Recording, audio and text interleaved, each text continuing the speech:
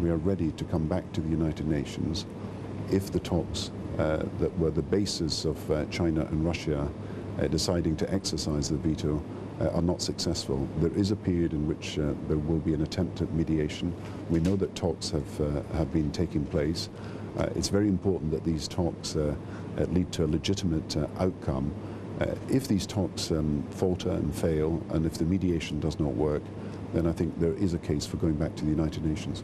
What do you think of what President Sarkozy is trying to do with the Union for the Mediterranean in the Middle East? I think we are at a great moment of opportunity. We have two leaders, Mr. Olmert, the Prime Minister of Israel, President Abbas, representing the Palestinian Authority, who are now engaged in detailed talks. It follows from the Annapolis process, which President Bush set up. I believe that there is a great deal of common ground.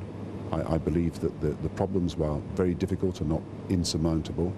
I believe that what we need in the next few weeks and months is the leadership that these two men can show to bring about a settlement, and then, of course, to make sure that the peoples of their countries are prepared to accept that settlement too. Fantastic. We'll get them in 5 years' time.